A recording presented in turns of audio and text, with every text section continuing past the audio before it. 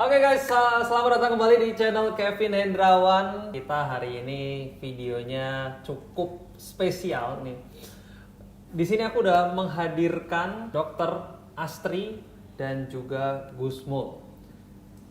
Beliau adalah dokter dan juga paranormal, dan kita di sini akan bahas masalah pengobatan medis dengan pengobatan alternatif hanya di dua sisi.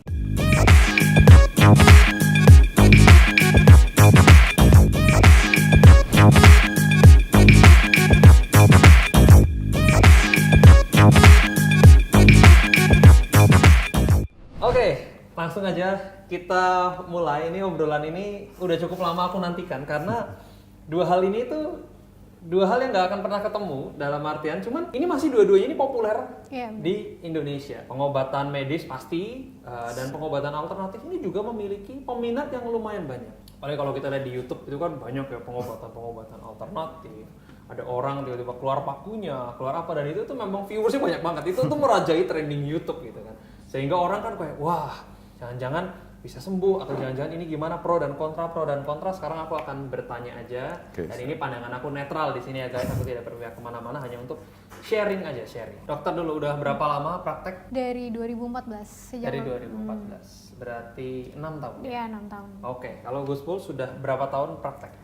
Untuk praktek spesialisnya itu 8 tahunan. 8 tahun. Tapi untuk building istilahnya komunitas 5 tahun, dari 13 tahunan. 13 tahunan. Oke.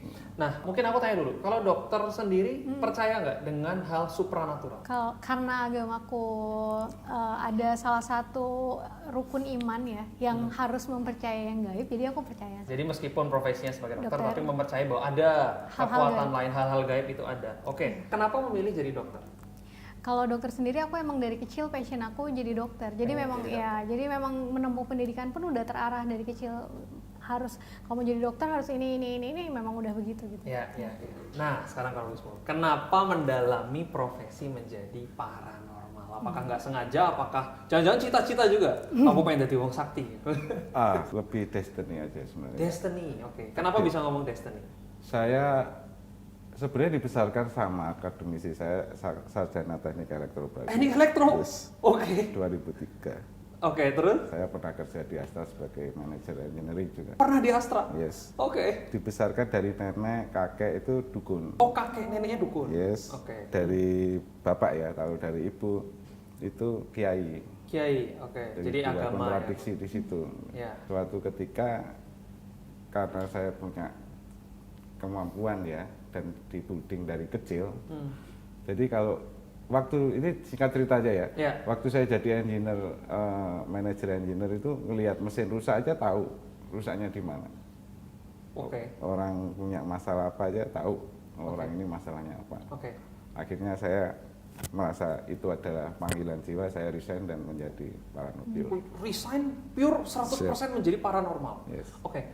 Berarti ini kan berarti punya kemampuan gitu ya. Yes. Nah, punya kemampuan ini apakah dari lahir udah memang punya kemampuan, apa dilatih apa gimana? Saya percaya di dunia ini tidak ada sesuatu kemampuan yang hanya cuma bakat ya. Pasti dilatih. Saya belajar istilahnya kalau di total dari kecil sampai besar, saya juga kuliah itu sering puasa tirakat. Ibaratnya orang bilang tirakat. Itu sekitar 20 tahunan. Karena memang bukan seneng ya. Karena mencari kedamaian. Satu pertanyaan lagi, apakah ilmu ini itu sejalan dengan agama? Apakah ini ilmu lain apa gimana sih sebetulnya? Ini buat saya mengerti. Oke, siap. Memang dasar supranatural itu irasional ya. Metafisik adalah sesuatu energi prana atau energi yang hanya sebagian orang bisa merasakan. Kembali lagi sama kayak ilmu matematika, bisa buat bom atom. Ataupun bisa dengan untuk buat elektro atau istilahnya yang bermanfaat. Jadi semua ilmu itu tidak boleh dijudgement salah atau benar, tergantung orangnya. Memanfaatkannya untuk apa? Yes. Bahkan kalau saya boleh cerita sedikit ya, santet pun sebenarnya bukan negatif. Oke. Dulu itu waktu kerajaan Majapahit itu dia berkelana untuk bukan mendudukan ya, istilahnya mencari kejayaan. Santet itu digunakan untuk mengirim makanan. Makanan? Yes, mereka nggak pernah bawa makanan untuk berperang atau istilahnya ekspansi. Oh, sehingga makanannya itu secara astral disajikan di santet. Tapi akhirnya disalahgunakan ilmu ini untuk masukkan jarum. Oke. Sebenarnya keilmuan tidak ada yang menyimpang sih bagi saya. Tinggal nanti Yes. tergantung orangnya sebetulnya Yes. ya. Oke. Nah, ini bicara mengenai apa ya, profesi. Kalau dokter kan jelas ini Iya. harus sekolah dulu dan segala macam. Iya. Nah, kalau sebagai seorang paranormal ini kan banyak ininya ya, banyak Yes. cabangnya. Bahkan kalau di TV itu ada yang masukin jin, ada lagi yang khusus ngobatin. Jadi ada spesialisasinya, bener nggak sih? Benar. Bener ya? Gimana tuh? Oke. Untuk memperoleh title bahwa saya bisa nyembuhin orang, apakah belajar apakah gimana? Pasti belajar yang penting. Kalau Oke. untuk title plakat, kalau Iya. dokter jelas ID ya, kuliahnya. Iya. Insinyur juga jelas. Ah, ya. oke. Kalau di paranormal lebih kepada ini ya, yayasan ya, dia perkumpulan Ikatan Dukun Indonesia dan kawan-kawan Ada yang Bantara. ngomong dukun Indonesia? Ada. Sumpah ada? Oke. Itu ada nomor notarisnya juga, ada Oh, ada seperti itu. mengantongi izin berarti sampai. Siap, Oh ada. gitu. Ada. Oke. Nah, Cuma tidak resmi secara ya yayasan. secara ya komunitas lah jatuhnya Yes, ya. betul. akhirnya diakui.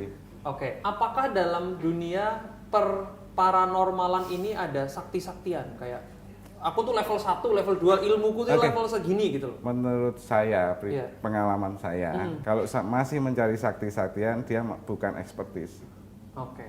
masih belajar. Oke. Karena kalau sudah sampai expert seperti kami ya, Iya. kita nggak butuh itu, dan bahkan kita nggak butuh pasien juga, dokter nggak butuh pasien. Kalau dari dokter sendiri melihat pengobatan alternatif, kita kan ada banyak ada. Iya. Sekarang di YouTube tuh ada yang gede subscribernya Ningsih Tinampi ya, Tinampi. yaitu Oke, siap. pasiennya Banyak ngantri banget ya, ya. dan segala macam dan sembuh. Menurut pandangan dokter gimana? Ya kalau menurut pandangan karena aku nggak mendalami, karena saya nggak mendalami bidang itu ya. Jadi Iya, iya. sebenarnya ya Siap. mungkin ada memang hal-hal atau bagian-bagian dunia lain yang kita nggak tahu. Ya silakan aja bagi yang percaya ya. Bagi yang percaya silakan aja. Tapi kan dokter sebagai profesi ya, tidak mungkin misalnya ini penyakit ini, dokter tidak mungkin menyarankan untuk nggak mungkin. Iya, kita nggak tetap pernah. jalurnya pasti medikasi ya. Iya betul, jalurnya medikasi. Kalau di kedokteran ada yang namanya konsultasi medis. Oke. Ya jadi kalau misalnya di satu bidang keilmuan dia nggak bisa ketemu penyakitnya atau sudah ketemu penyakitnya tapi bukan di bidang itu, biasanya pasti akan dikonsultasikan ke bidang lain yang terkait. Jadi akan rujukan ke spesialis iya misalnya. betul. Oke. Spesialisnya misalnya pun kan ada subspesialis lagi. Jadi kalaupun nggak di bidang itu masih umum sekali, ada yang bidang khususnya misalnya ada subspesialis alergi, subspesialis darah, itu akan dikonsultasikan ke sana. Jadi Oke. akan sangat mungkin satu pasien itu dipegang oleh banyak spesialis atau subspesialis. Oke.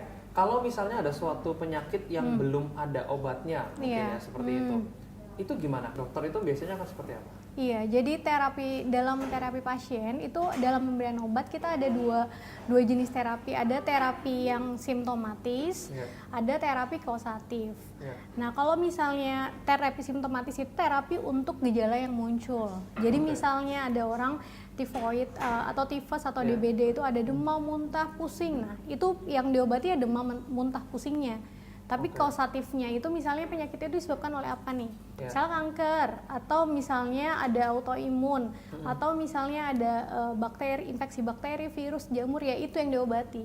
Jadi ada dua pengobatan. Kalau misalnya untuk penyakit-penyakit yang tidak bisa diobati dalam hal kausatifnya atau dalam hal penyebab intinya nggak bisa diobati, tapi kita tetap mengobati simptomatisnya, Simptomatisnya. agar pasiennya itu dia nggak terlalu menderita banyak gitu. Kalau dokter sendiri menyarankan nggak pengobatan herbal atau misalnya minum apalah daun-daunan apa supaya sembuh, itu menyarankan nggak? Jadi di dalam dunia kedokteran itu pengobatan tradisional atau herbal itu ada 3 jenis. Yang pertama ada tanaman obat keluarga yang itu udah dikenal turun-temurun kayak jahe, temulawak, kencur segala macam, dan itu sah aja digunakan untuk masyarakat. Yang kedua jamu.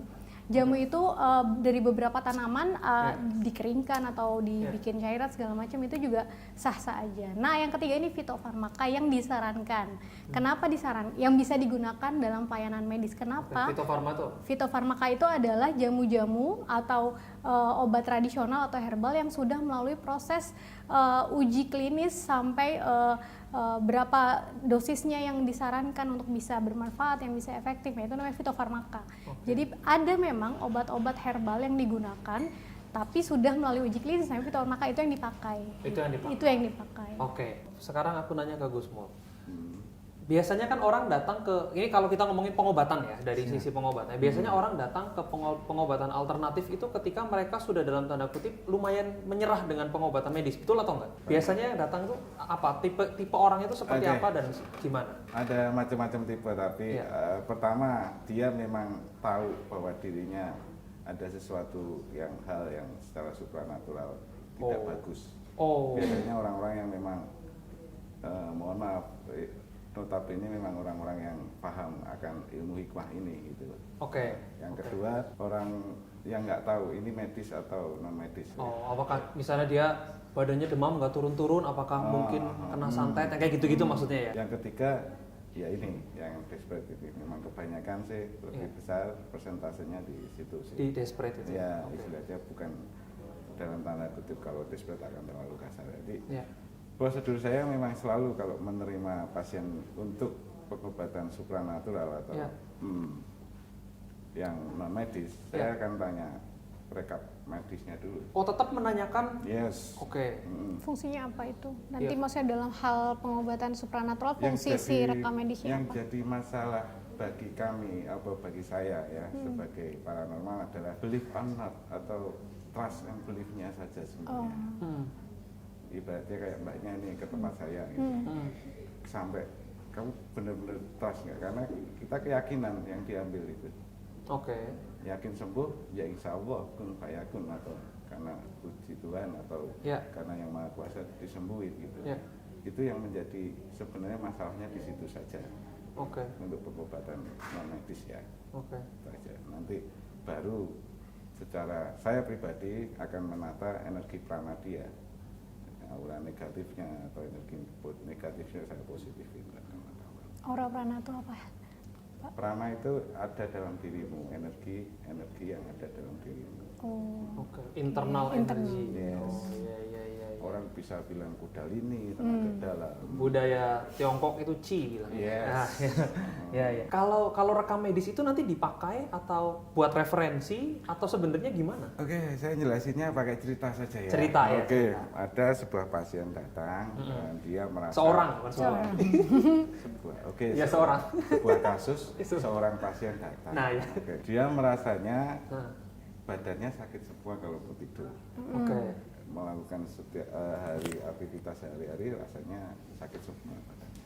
Dia sudah rekap medis sampai CT scan dan kawan-kawan ya, mungkin yang lebih menjelaskan ibu dokter ya, ibu Astrid ya, dan didiagnosis lupus. Lupus vitamin aja kalau nggak salah ya. Ya tergantung sih. Biasanya kalau saya nggak tahu benar salahnya, tapi dari sisi pasien beliau saya dikasih cuma vitamin, cuma suruh istirahat dan kawan-kawan. Terus kesini gimana?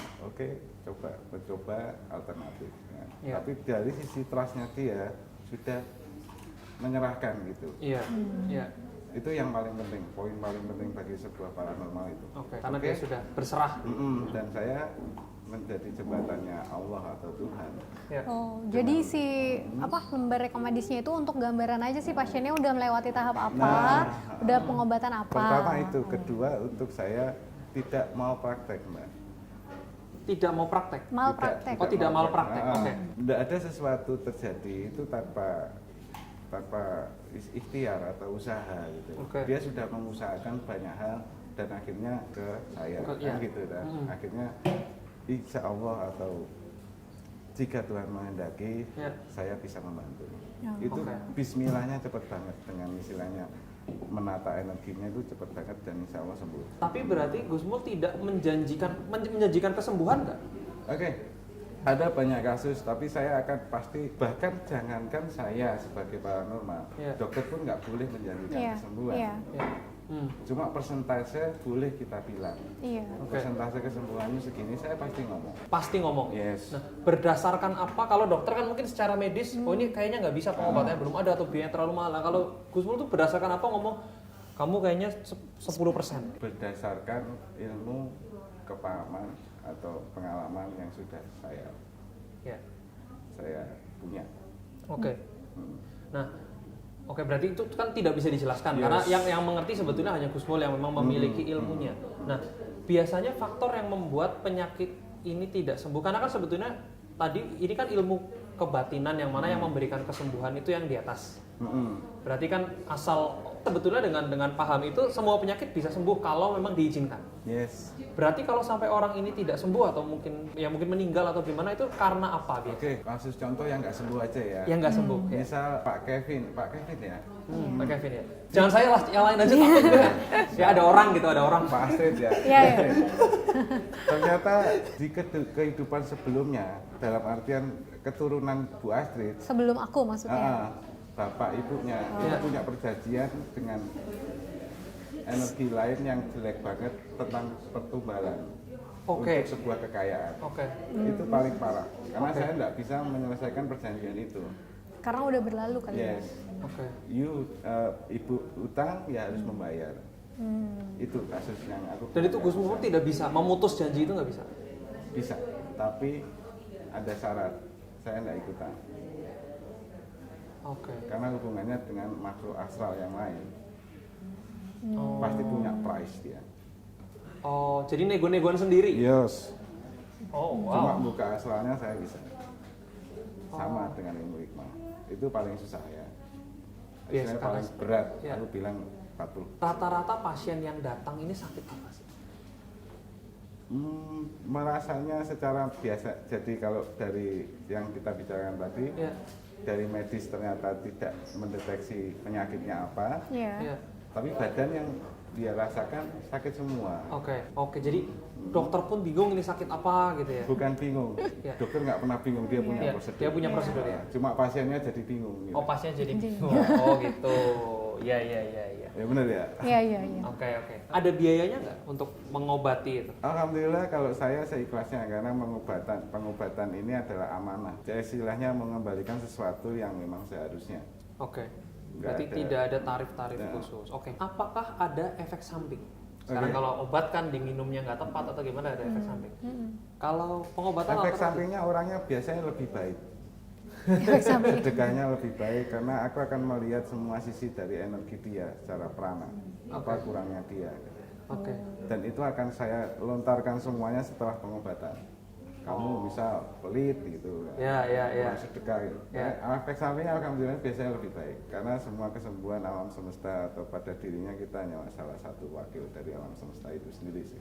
Jadi Bapak tuh ngelihat semuanya ya, bener-bener whole life-nya dia kurang apa. Ya alhamdulillah gitu. ilmu saya sampai selevel itu sih. Wow. Luar biasa sih. Takut jadi. Takut ya bener. Bagus juga. Aku biasanya pasien saya, asisten saya yang maju biasanya. Oh, supaya nggak terlalu terus terang ya? Yes. Ya. Oke. Nah, dalam ilmu kedokteran ada nggak teori energi prana bahwa tubuh kita tuh bisa self healing sebetulnya, punya energi gitu? Percaya atau enggak? Kalau percaya atau enggak sih percaya ya, karena semuanya di dunia ini kan energi sebenarnya, kan listrik energi, kita energi.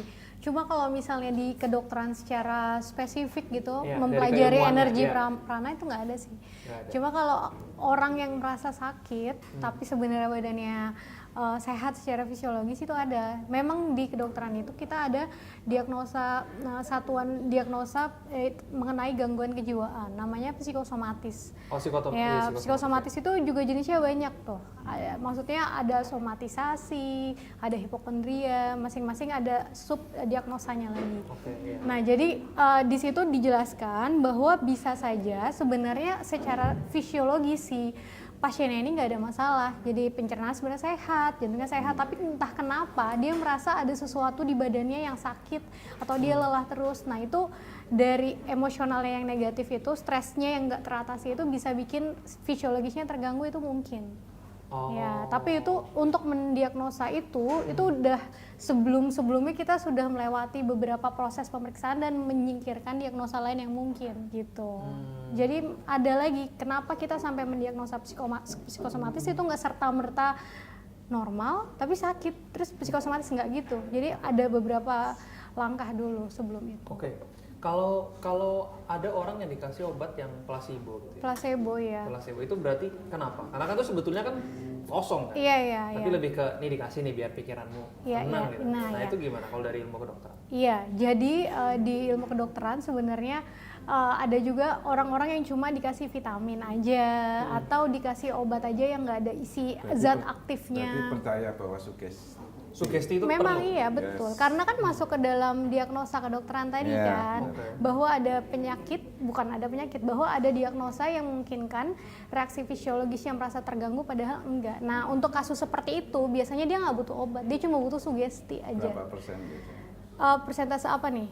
kasus seperti itu? Kasus seperti itu. Kalau ya nggak terlalu banyak sih, maksudnya karena kebanyakan orang-orang yang sakit biasanya ada penyebabnya karena kan diagnosa itu akhir, maksudnya jadi sebelumnya kita ada langkahnya dulu. Jadi kalau udah nggak diketemukan dari pemeriksaan fisiknya bagus, pemeriksaan penunjangnya bagus, tapi kok anak orangnya masih. Untuk ketemu pasien seperti itu? Kalau pasien dengan gangguan kejiwaan pernah dapat. Pernah dapat. Tapi kalau yang keluar paku gitu belum pernah sih. Oke, iya. Nah, sekarang ini topik yang sama aku lemparkan lagi. Nah, tadi kan sebetulnya di kedokteran pun percaya bahwa ada sugesti gitu ya. Nah, sugesti itu kan sebetulnya ketika dia berpikir bahwa dia bisa sembuh dan segala macam itu bisa sembuh sendiri. Nah, sebetulnya yang Gusmul lakukan ini memberikan sugesti kah?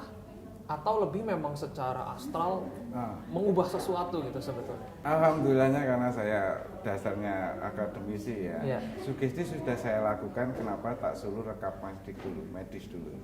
Dia sudah mensugesti dirinya sendiri. Kalau saya nggak melakukan itu, akan sugesti dalam tanda kutip penekanannya akan sangat kurang. Ya, dengan begitu dia akan paham dengan kondisi dia sendiri. Untuk orang yang kejiwaannya terganggu sangat berbeda dengan kasus orang yang memang digarap secara supranatural.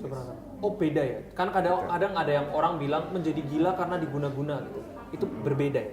Berbeda awalnya. Sebabnya kayak gimana tuh?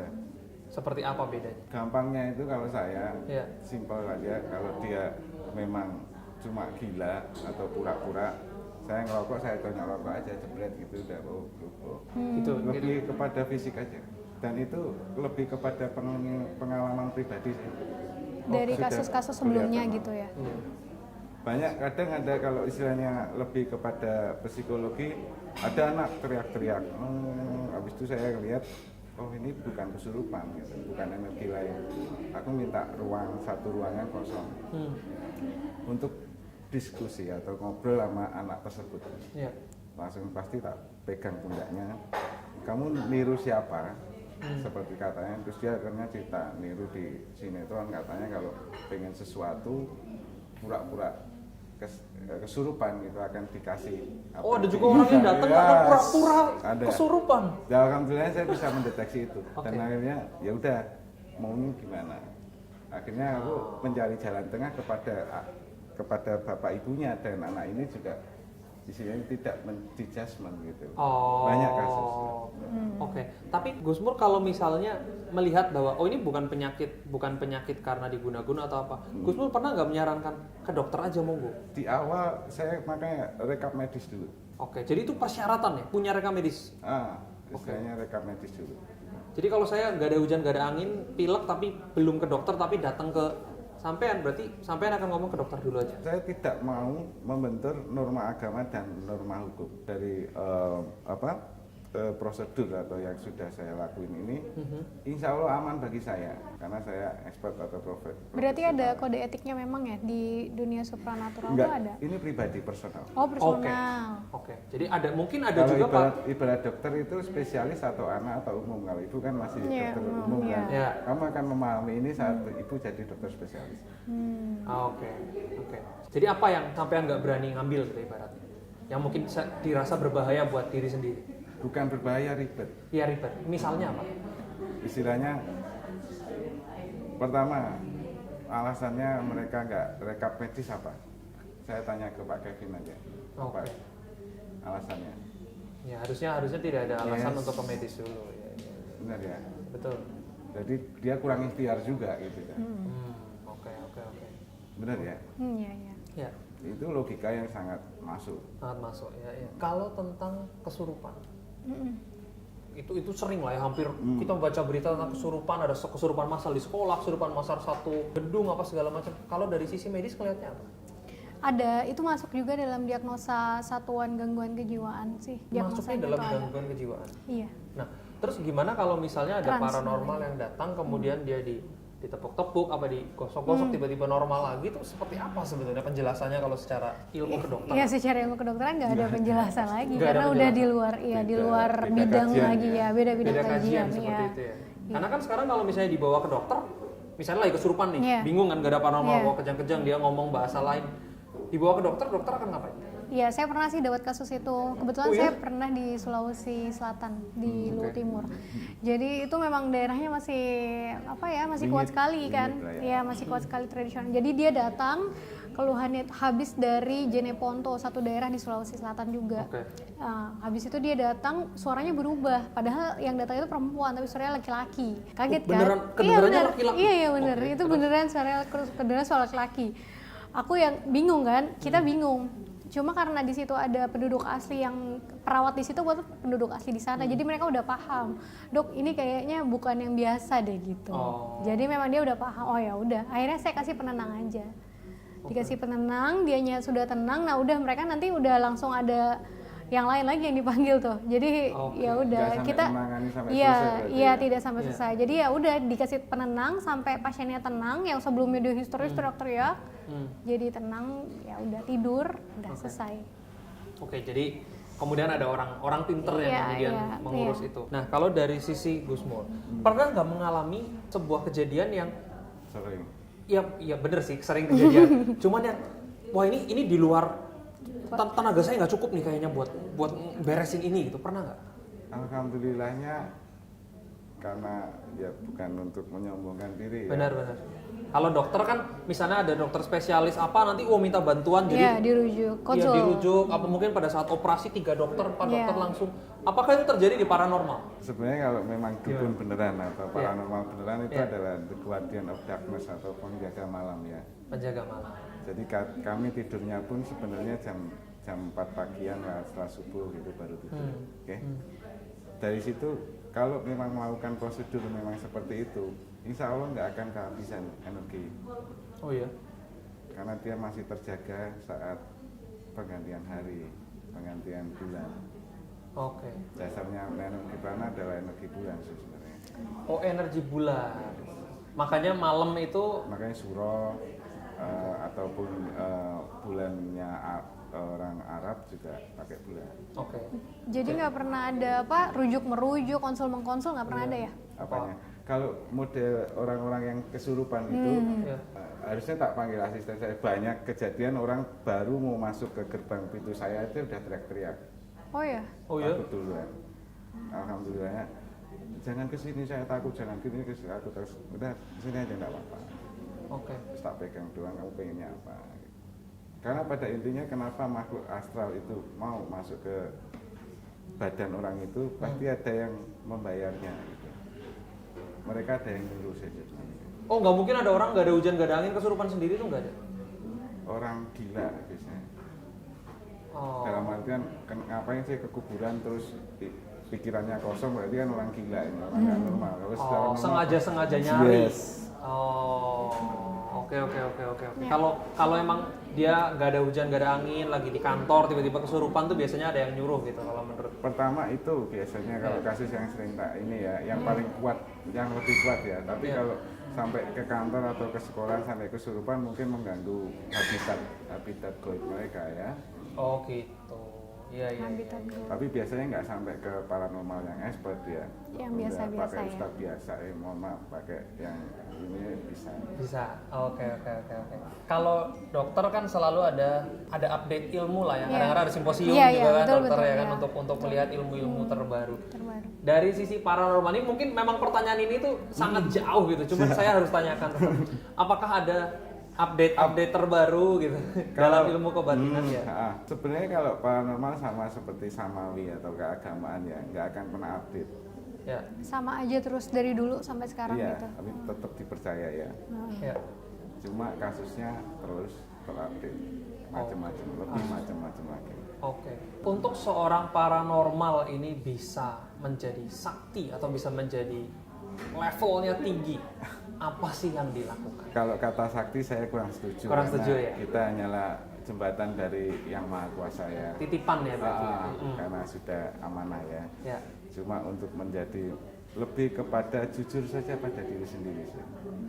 Karena aku lihat ada yang orang memang dia punya bakat apa sih mungkin ya, kebatinan apa indera keenam. Dia ketika melihat sesuatu dia capek. Oh, Terus lama-lama energinya habis apa itu kan berarti perlu tak jelaskan. ya gimana? Saya takut membentur orang itu gitu, tapi saya akan jelaskan. Ya. Untuk menjadi paranormal ada yang istilahnya indigo ya. Indigo ya kan sekarang ngetren juga Iya, istilah iya. indigo ya. Ada yang memang ya ujuk-ujuk sakti. Iya. Tapi pada intinya kalau kesannya yang orang yang mengobati terus capek berarti dia ada energi lain, makhluk lain yang ada di sampingnya namanya pendamping lah. Jadi Oke. bukan karena dirinya pintar gitu, Oh. bukan tuding energi terana dirinya. Oh. Ada sesuatu yang mendampingi. Yes, kalau dianalogikan kalau di film itu kayak Venom Ya ngerti ngerti. Parasit. Parasit. Iya, iya. dan itu kalau Yang punya power itunya sebetulnya. Yes. Oh gitu. kalau di orang yang benar-benar paranormal ya Ya. melihatnya itu parasit gitu. Cuma Oh. bagi orang mereka berguna gitu. Kalau ketemunya saya selesai pasti. Kalau paranormal yang kayak bapak gitu, ada parasitnya juga atau ada yang mendampinginya juga atau enggak? Alhamdulillah pure ilmu hikmah dan tuding, makanya saya bilang tidurnya juga harus malam banyak tirakat. Oh, ada syarat-syarat tertentu berarti ya? Bukan supaya bisa- syarat ya, istilahnya ilmu. Jangankan saya ilmu silat atau Bruce Lee itu tiap hari juga dilatih. Latihan. Ya, Oh, jadi ini latihannya itu dengan tidurnya malam, ada Karena kita ritual-ritual. lebih ke rasa ya. Iya. Oh, menarik. Jadi Iya. sebetulnya ada praktisnya juga, ada latihannya juga supaya Nggak ada yang instan di situ. ilmunya nggak ada yang tajam ya. instan. Oke. Apakah lama untuk bisa sampai di Tapi level saya sudah sempat ngomong 20 tahun. 20 tahun ya? Baru bisa segitu. Oke, jadi tidak ada ya. Secara energi ini normalnya ambang batas normal Ya. itu agak defend, agak takut gitu. Oke. Apakah Padahal sudah saya turunin energi saya. siapa yang agak takut? Energi prana saya sudah agak tak turunin sebenarnya. Energi prana bapak. Oh gitu. Nah, kalau ini kan 20 tahun. Kalau ntar jadi 30 tahun, apakah lebih strong lagi dari ini? Lebih pada intinya kan ilmu padi nantinya. Semakin tua akan menunduk kan. Ya. Suatu ketika nanti saya mungkin ya bisa jadi kiai, akhirnya kan cuma enggak ikut dunia panah kan. Oh, oke, I see. Ya. Hanya perjalanan, kalau orang Jawa bilang kan masih dandan dulu, terus habis itu Asmarandono, terakhir kan panggur mati kan. Oke. Sekarang aku akan menanyakan dari sisi kecantikan. Ya. Kalau dari kecantikan kan sekarang ada dokter yang memang untuk estetik Iya, ya. estetik. Memang nanti ada mungkin filler, operasi atau segala Iya, macam. iya. Itu memang secara kedokteran sah ya. Kalau jadi di kedokteran itu ada spesialisasi, ada pelatihan. Jadi ada dua hal yang berbeda. Nah, dokter Oke. estetika ini adalah dokter-dokter yang memang dia sudah melewati pelatihan tertentu, mendapat sertifikat atau izin untuk melakukan tindakan tertentu. Nah, Oke. dokter estetika ini dokter yang sudah mendapatkan izin untuk melakukan tindakan dalam hal estetik. Jadi laser, kemudian mikrodermabrasi, itu udah memang sudah ada izinnya. Tapi apakah itu bukan melalui pendidikan formal kedokteran spesialis, hanya Ya. keseminatan. Jadi dua hal yang Oke. berbeda sih. Jadi ini kayak pelatihan Iya, sertifikasi betul. Iya, lagi. betul, Oke, dan betul. itu kan sekarang emang populer juga. Populer banget. Ya. Yang tidak kalah populer adalah dari sisi paranormal. Iya. Pasang susu, Susu. Oke. mandi apa mungkin supaya sebetulnya aku menanyakan dulu, pasang susuk itu supaya apa? Apakah misalnya nih ada cewek pasang susuk gitu ya. Nanti saya kalau melihat itu seolah-olah wanita itu menarik dan cantik banget. Apa sebetulnya? Oke, sebenarnya susuk ada dua ya. Ibaratnya ada yang arahnya nanti matinya susah gitu kan. Oh iya kan ada yang jadi nggak mati-mati kan ya. Ya, berarti kan ada jin atau sesuatu yang dimasukkan pada dirinya untuk membangkitkan energi prana di wajahnya kan gitu. Oh. Akhirnya matinya susah karena jiwanya waktu ruhnya hilang masih ada Masih ada jiwa. energinya. Yes. Oke. Tapi yang susuk yang saya lakuin adalah benar-benar pure energi hikmah ilahiyah, nur ilahiyah yang saya tembakkan. Jadi bukan jin dan kawan-kawan gitu. Jadi nggak dipasangi sesuatu nggak nanti? Itu namanya ada istilahnya penarikan mustika kayak gigi yang lain itu ya. Jadi kan dematerial dan materialistik kan ya. Yeah. Kalau itu susuk memang kan secara dibalik. paranormal bisa ya? Kalau susuk kan dibalik, materialistik di dematerialisasikan lagi terus dimasukkan menjadi energi. Iya. Oke. Berarti yang tadinya berwujud padat kemudian Jadi kalau, tidak berwujud. kalau yang narik pusaka itu kan dari unmaterial menjadi material. Itu lebih kepada energi. Oke. Nah, kemudian itu misalnya ada perempuan pasang susuk. Semua laki-laki dan perempuan melihat dia lebih cantik, apa hanya untuk beberapa orang saja yang dituju? Ini kan pertanyaan awam ya. Kasus saja ya. Kasus saja ya. Banyak klien saya itu mohon maaf dalam artian langsung aja ke undercover aja BO. Oh, memang mencari secara profesional menggunakan kecantikannya. Sopan banget. Oke, terus nggak apa-apa ya. Iya, nggak apa-apa silakan. BO gitu. Ya. BO biasanya ya cuma dapatnya ya per eksekusi. Cuma akhirnya kan dia up level lagi, dia pengen menjadi istri simpanan pejabat atau Ya, oke. Itu naik level ya. Yes. Kan jenjang karir tuh ya. Ya, oke. Jenjang karir, oke, terus. Oke, akhirnya saya beri susuk yang ulti juga Oke. dengan mahal yang bagus juga. Ya. Oh, Yes. ada susuk branded ada juga ya berarti. Ya. Ibaratnya kelasnya yang artis gede gitu ya, ada sesuatu gitu. Harganya beda berarti ya. Yes. Oke. Jadi sama kayak Kalau ini ada tarifnya ya. Fortuner kayak Oh gitu. iya. Ada Tergantung yang pasang kelas. susuk Alphard mungkin ya. Sama ya kalau plastik ya, mau Iya, plastik tergantung. sintetis atau Iya. Nah, habis terus? itu ya alhamdulillahnya puji Tuhan Iya. itu dia dapat gitu wakil wali kota X gitu ya. Oh, wow. Nanti kalau on the record saya ceritain banyak Iya, hal iya, ya. iya. Ini aku nahan takut keceplosan. Nanti sebut nama. Iya, tapi sorry, berarti ini memang itu ditujukan kepada sesuatu ya? Lebih kepada hajat, pengenmu apa gitu. Iya. Jadi kalau misalnya dia udah pasang sesuatu, Bentar, mohon paham, bukan takat. Biasanya alhamdulillah habis pasang susuk gitu orang yang gitu atau eksekusi dia nggak bisa lupa gitu. Oh, gitu. ya. Jelasinnya gampang gitu ya. Iya benar. Nah, kalau yang akhirnya keiket akhirnya jadi simpanan kan. Gitu. Kalau mulainya dari situ dulu. Yes. Nah, tapi aku mau menanyakan lagi. Ini kan ilmu yang memang dari yang di atas. Ya. Apakah nggak apa-apa digunakan untuk kepentingan orang yang BO? Oke, semua ilmu dari yang di atas tak revisi. Iya. ya. Bener juga sih. Iya, bener benar. juga sih. Dan ilmu itu sebenarnya dia memilih masternya sendiri. Iya. Oh ya? Oke. Orang yang istilahnya bodoh ya bodoh aja, nggak akan ilmu nggak akan datang ke dia. Gitu. I see. Oke, Dia, oke. dia memilih masternya sendiri. Oke. Dalam artian Ini dalam kita dalam tanda kutip profesional Mm-mm.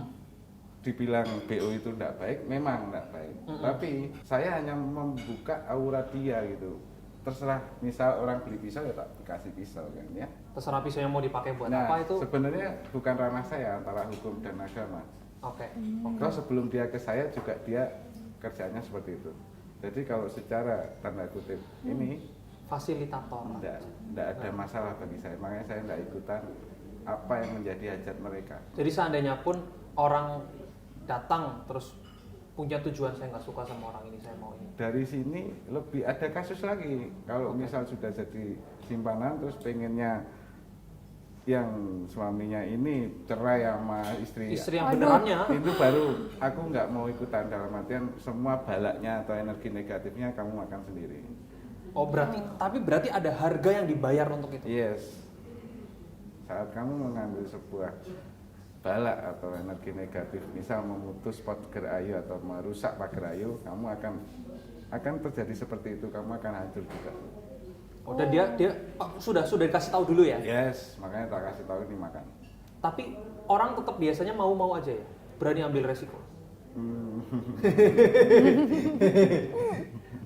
Oke, Oke, ini sekarang karena ngomong paranormal, sorry aku jadi aku bertanya satu lagi, itu nggak usah dijawab. On the record. Off the record. Nah, dari sisi ini kan di sini saya netral ya, saya tidak membela salah satu ilmu, tapi berarti kalau ada orang yang melakukan seperti itu, cara kita untuk menangkalnya bagaimana? Apakah kita harus dengan ke paranormal juga, atau cukup dengan berdoa? Pertama orang ke sini ke saya itu pasti tahu paranormal bukan kiai, bukan habib, bukan bukan pendeta. Betul. Nah, kalau orang itu ke kiai, istilahnya BO itu ke kiai, dia butuh nasihat, tidak mungkin. Iya, betulnya nasihat bener. Kalau saya istilahnya menurut Bapak baik itu harus memberi nasihat, solusinya apa?